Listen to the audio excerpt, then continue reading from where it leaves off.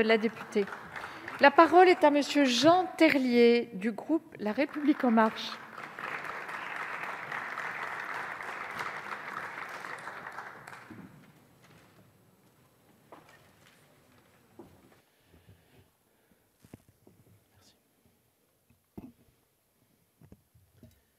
Madame la Présidente, Monsieur le Garde des Sceaux, Monsieur le Ministre, ma chère collègue, Madame la rapporteure Alexandra Louis.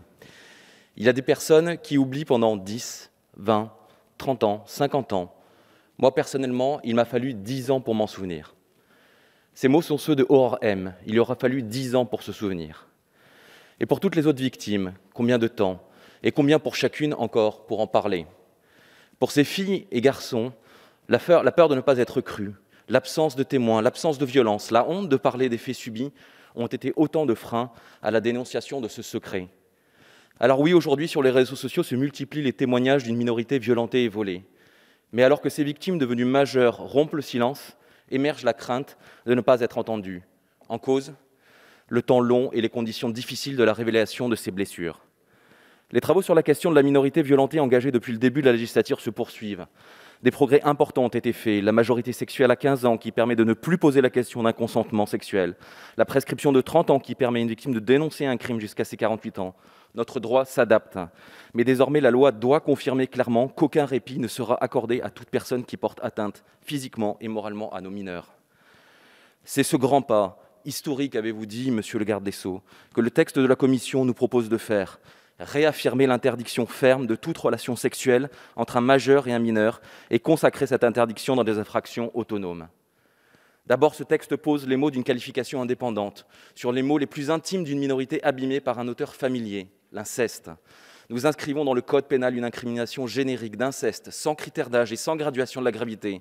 Non seulement cette insertion répond aux attentes des victimes et associations, mais surtout, l'inceste est enfin clairement dénommé et indépendamment incriminé. Sur la vulnérabilité des mineurs, les viols, agressions sexuelles et atteintes sexuelles sur mineurs de 15 ans sont totalement déliés des infractions de droit commun, avec des clarifications portées notamment par notre groupe pour les rendre plus intelligibles, ces infractions reconnaissant la minorité comme une singularité et non plus comme une aggravation de circonstances.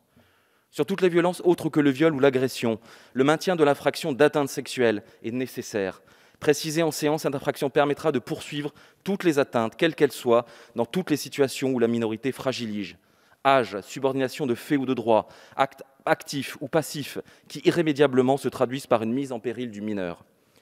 Ensuite, ce texte, et pour autant qu'il protège tous les mineurs, reste garant pour les amours adolescentes du respect de la liberté sexuelle. Un équilibre a été trouvé, et d'ailleurs nos débats en commission y ont largement contribué. Ainsi, la rédaction introduit un écart d'âge de 5 ans, en dessous duquel les relations sexuelles avec un mineur de 15 ans ne pourront pas être poursuivies sur les incriminations nouvelles. Mais elles ne sont pas pour autant exonérées, mes chers collègues, et pourront toujours être poursuivies sur le fondement du viol ou de l'agression sexuelle de droit commun.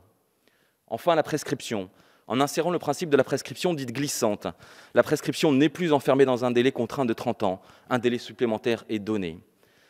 Des avancées importantes seront également portées par le groupe La République En Marche pendant nos débats en séance, avec notamment 2 amendements à l'article 1er qui viendront préciser que le viol et le viol incestueux sont également qualifiés lorsque l'acte de pénétration est commis par un mineur de 15 ans sur la personne de l'auteur.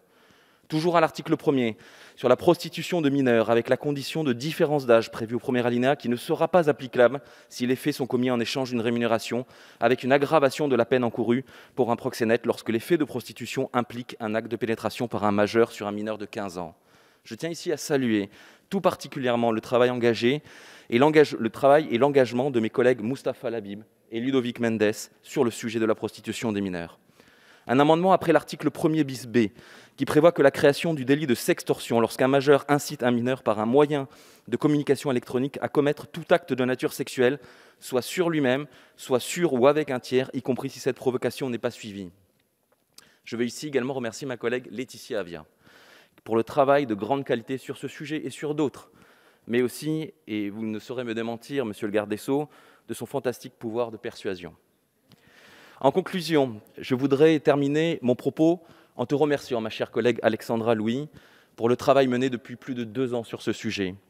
En vous remerciant également, Monsieur le Garde des Sceaux, Monsieur le Ministre, ainsi que vos équipes, pour le travail constructif que vous avez mené avec l'ensemble des groupes de la majorité et de l'opposition, en vue d'aboutir à un texte ambitieux, posant des interdits clairs et permettant une protection renforcée pour nos mineurs victimes d'infractions sexuelles. Je vous remercie. Merci.